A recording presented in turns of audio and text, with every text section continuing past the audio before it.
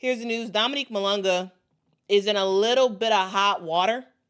The 19-year-old rookie, well, no longer rookie, women's basketball phenom from the Seattle Storm just made headlines in a horrible way overseas after Fenerbahce, one of Europe's biggest women's basketball clubs, specifically called her out on social media, saying that Dominique Malonga has unilaterally terminated her contract without any just cause.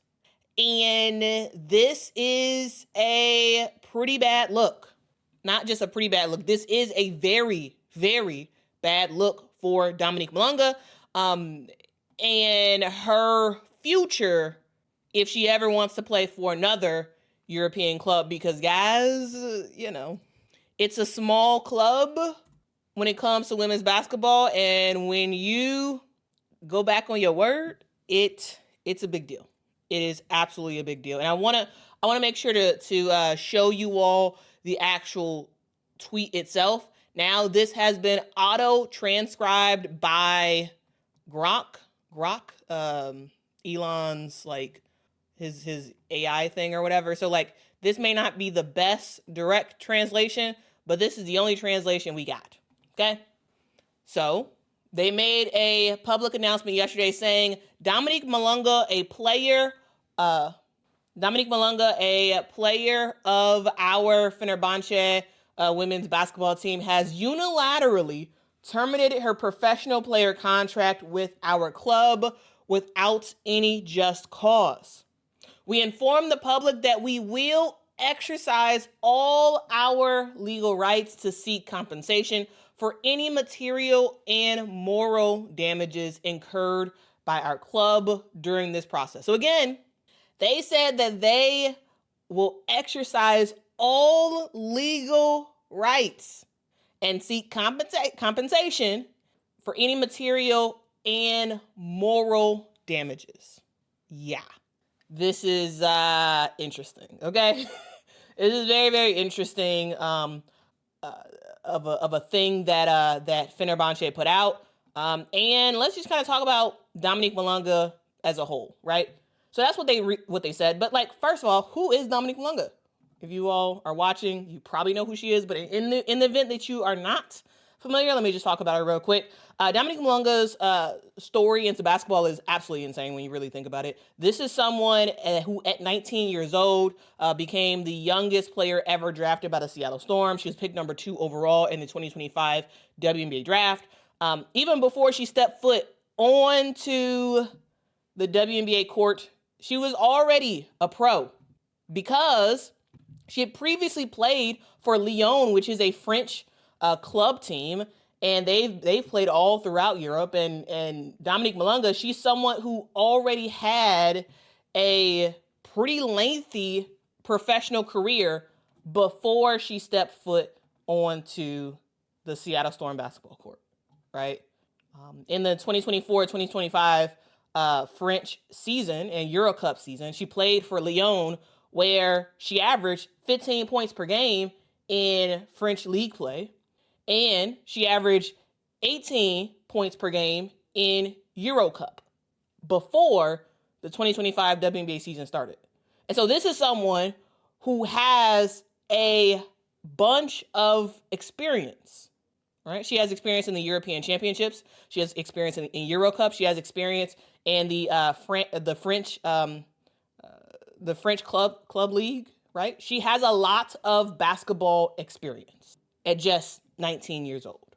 And in the W, she showed a lot of progress as the season went on. I kind of talked about this yesterday, but again, she averaged around 7.7 points per game, 4.6 rebounds per game. But as the year went on, her effectiveness for the Seattle Storm increased, and the growth in a lot of ways was pretty obvious to see as the season went on, especially as we went into August. The confidence is absolutely coming, and it's looking very, very good. And in my opinion, Seattle should have played her a lot more earlier in the season. But, it is what it is. It is what it is. She was getting into her own towards the end of last season. And you can tell that Dominique Malonga is going to be a serious problem for the WNBA. meaning like she's really good right now, but her ceiling is sky high, right? It is absolutely sky high. So what is the situation? What happened? What happened to lead Dominique Malonga, a very, very promising young player and a young French player? That's something to note. She is French. So, she's not like she spent most of her time in Europe before this WNBA season. So this is a European player. What made her renege on an agreement with Europe's best team? Why? What happened?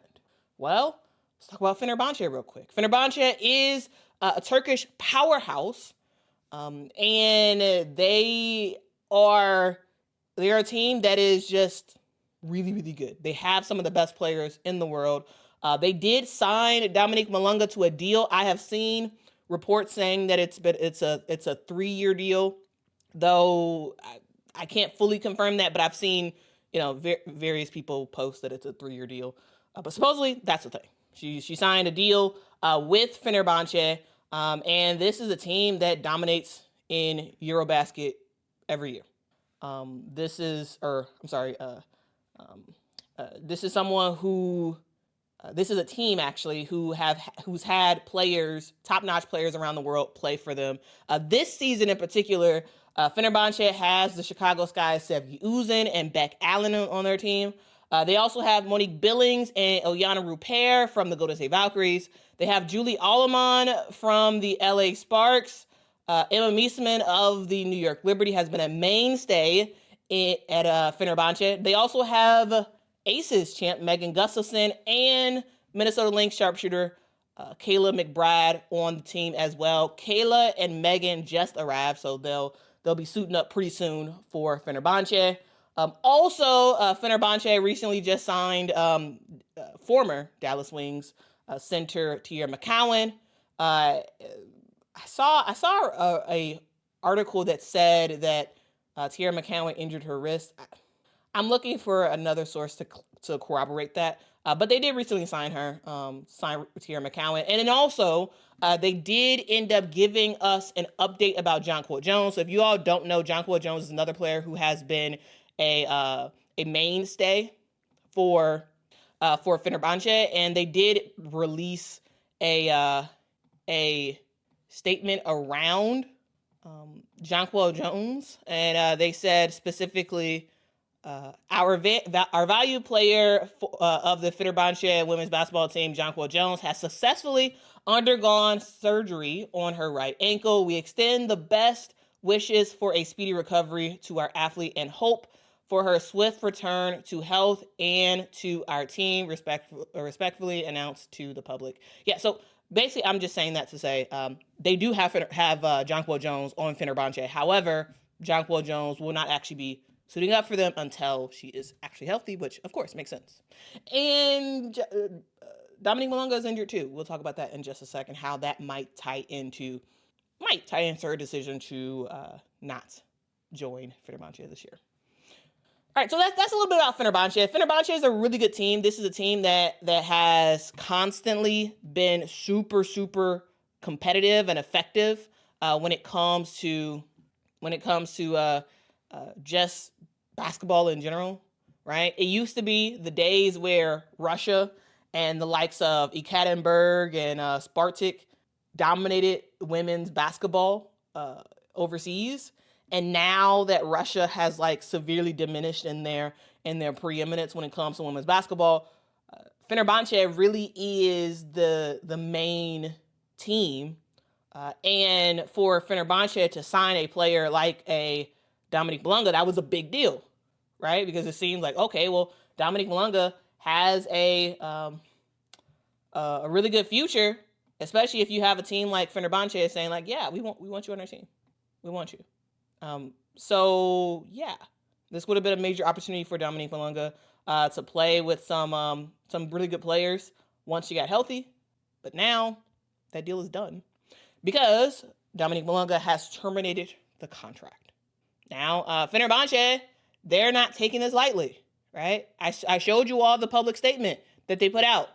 They're like, hey, you're not going to just make the decision to leave us.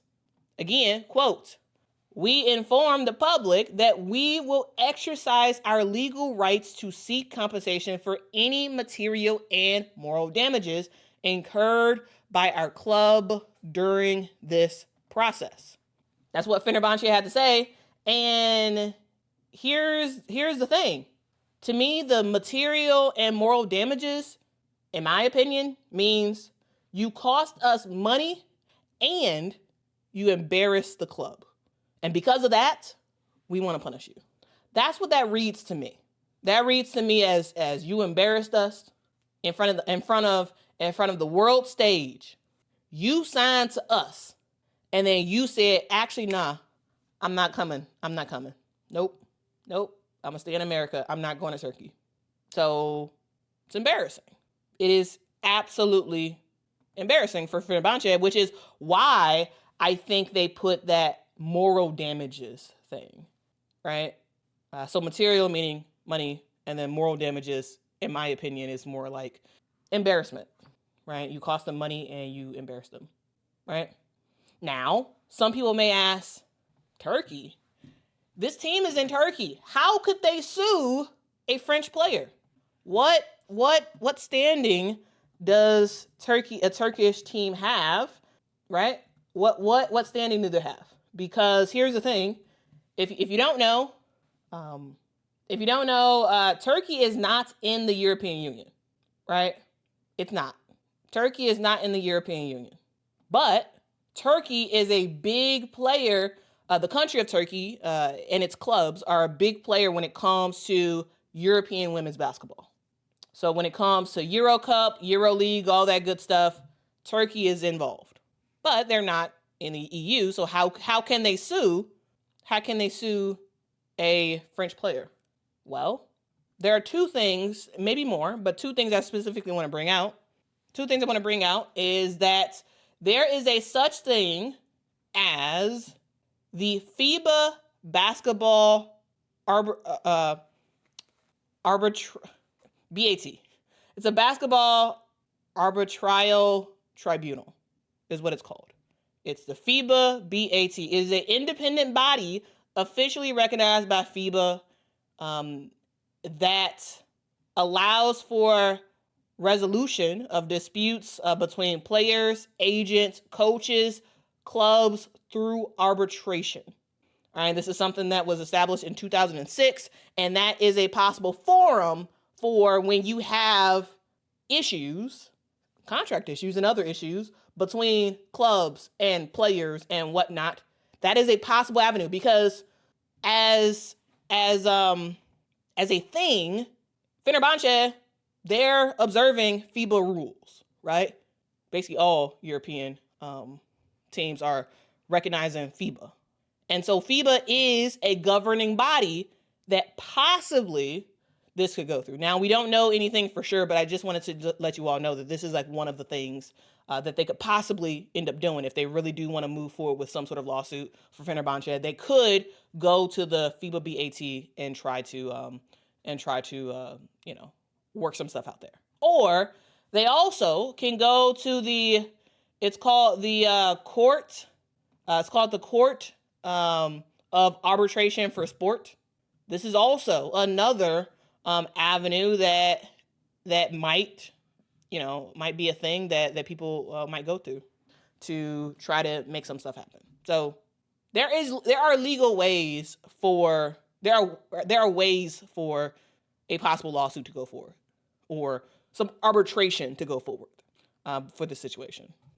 So I just wanted to let you all know that. All right. And also, if you all have any questions, please let me know your thoughts in the comments. Also, if you all don't know, Turkey is it's not in the European Union, even though Turkey is geographically a part of both Europe and Asia. It's not in the EU, which is the European Union, which is a governing body. All right? Okay. Anyway, let's continue on. So, yeah, Fenerbahce can move forward with some sort of arbitration, lawsuit, something regarding Dominique Malonga. Now, there's one key detail that I want to talk about that I haven't mentioned already. I talked about it yesterday, but I'm mentioning it again today. Here's the thing. Dominique Malonga is still recovering from a wrist surgery. Remember, guys, yesterday I showed you all a video of Dominique Malonga in her own words talking about her wrist injury. Watch me get a cast. Well, I'm telling you about my injury. So, maybe some of you were wondering why I wasn't in Turkey yet. Well, I think this will answer all of the questions. So, I got injured before the end of the season. I dislocated the tendon of my wrist during a game, and actually when it happened, I thought it was my bone because I could see my tendon moving inside my wrist, and so I was like, did I move my bone? But no, it wasn't. I did an x-ray, it was clear, so my bone was fine. But it was still really scary. But well, we still had 6 more regular season games to play, and then the playoffs, so I had to play through it. And so maybe some of y'all noticed that I taped my wrist since then. Until the end of the season, I played with the tape, and it was pretty fine. It wasn't really painful. It was more annoying at some point because my tendon would just keep popping out, and I just had to like put it back in place every time. So it was really interesting. However, as soon as the season ended, I decided to go through surgery to fix it as early as I could because I didn't want it to become a bigger problem later in my career. So now I'm in the recovery process. I'm 2 weeks post-surgery, and I think I'm doing great. So it's 6 weeks in total in the cast. So I had 2 first week in a softer cast than the one that they are putting on right now, for the incision to heal. So now that the incision is healed, they're putting the hard cast on for next week. And then after these 4 weeks, I will take the cast off and try to find some range of motion back again.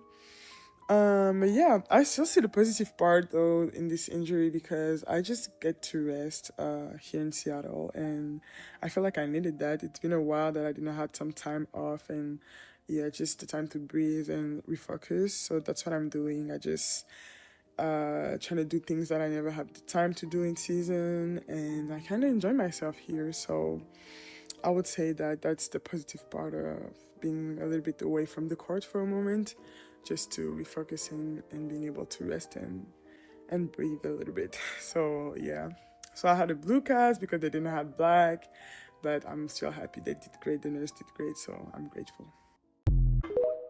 Right? She's not all good to go. Dominique Malonga cannot start playing basketball tomorrow. Like, she's not fully healthy enough to start playing. Right? She has to allow her wrist to recover. And so she's not even able to play right now. But by early next year, probably just a couple months, she could be back on the court. So technically, she wasn't going to suit up for Fenerbahce just yet anyway. But here's the thing. When she was healthy, she still didn't want to play for Fenerbahce. So like, I've seen some people say, oh, the reason why she's not going to play for Fenerbahce is because her wrist injury. Guys, I don't think the wrist injury is why. Because if they have you for a supposedly 3-year deal, you have a wrist injury that's going to last a couple months max. You'll be back and playing for the team probably late December, early January. So the wrist injury, while it's a thing and while we should talk about it, I don't think that's the reason why she terminated a 3-year contract for a couple weeks, maybe several months injury. That's not why, okay? But I did just want to say that, yeah, she is injured right now. All right? Here's the thing. In Europe and, well, everywhere. If you're playing a sport for a team, you sign a contract, right? You sign a contract to play there. And if you sign a contract and then say, actually, I changed my mind, you can't, there's going to be some consequences there, right? Teams take contracts very, very seriously. Players walking away mid-agreement is almost unheard of in in women's basketball. Like it's not a thing that you see happen. And when I saw this come through yesterday, I was like, what? That's a huge shocker. Dominique Malonga is like saying no, she's not going to play for Fenerbahce, right? Like it's not a thing that happens, right? So even though Dominique Malonga maybe has a personal reason as to why she no longer wants to play for Fenerbahce, maybe it's a financial reason because supposedly Fenerbahce wasn't paying her that much money, and possibly she could go to Unrivaled and make more money. Maybe that's the thing. Maybe it's not. Like, we don't know if it's a personal reason. We don't know if it's a financial reason. Whatever the reason is, her reneging on this deal, maybe it's a Saudi thing. Maybe she's going to be in the Saudi league, which I'll be talking about later. Not today, but a later time. Maybe.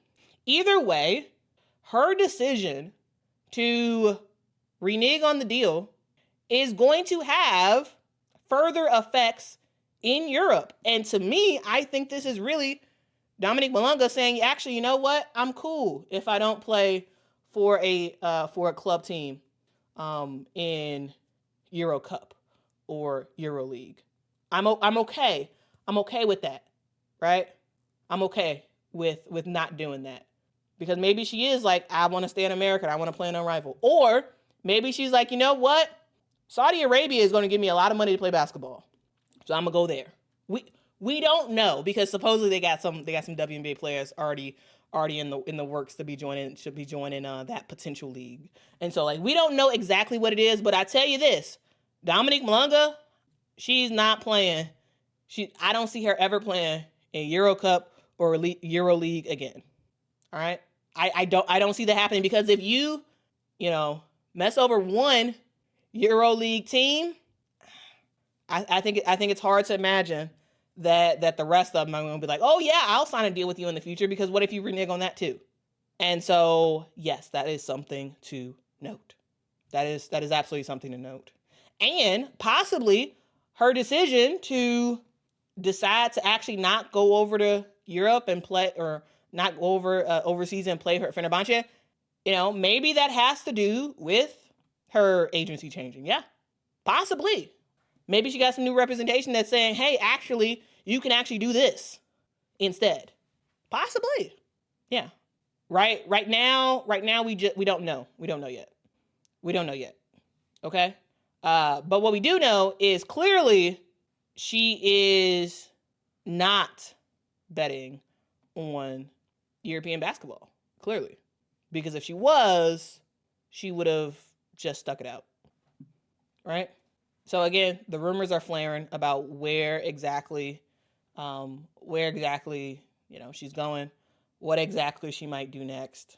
Is she going to participate in Unrivaled? Is she going to do this Saudi Arabia backed league? We don't know. But what we do know is she might just be getting sued by Fenerbahce, and I think it's clear that she is betting on a different future when it comes to her basketball career. Of course, she'll still play for the French national team, but besides that, yeah, it doesn't seem like she's going to be doing much of anything else in Europe besides playing for France. And so, yeah, that is the thing.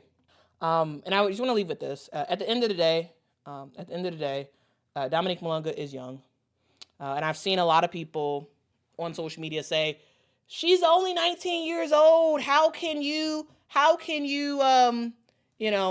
expect her to honor this contract when she's only 19 years old? Remember, she's only 19 years old, right? There were so many comments that were basically saying that, she's like this one, right? Keep in mind, this is a 19-year-old girl dealing with an injury after a long season in the W. You're all being unfair by calling her all kinds of names without knowing the full context. Well, yeah, people shouldn't be calling her names. But the idea that, oh, this is a kid. This is a kid. I mean, it's fine if she has to walk away from this deal, right? It's okay. She's young. She's young. She can be allowed to change her mind and all this other stuff. And guys, here's the thing. Here's the thing. Dominique Malonga is 19 years old. Yes, she is. She's very young. Absolutely. And do young people change their mind rapidly? Sometimes. And so, yeah, she's 19. But here's the thing. Dominique Malonga signed a contract. Okay?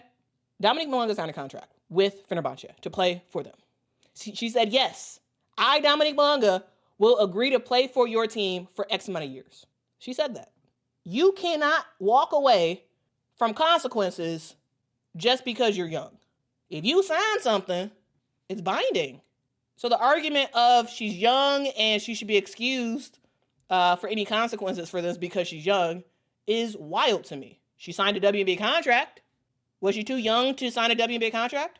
Was she too young to play for Lyon last season, right? In 2024, was she too young to play for Lyon? She was 18 when she was playing for Lyon.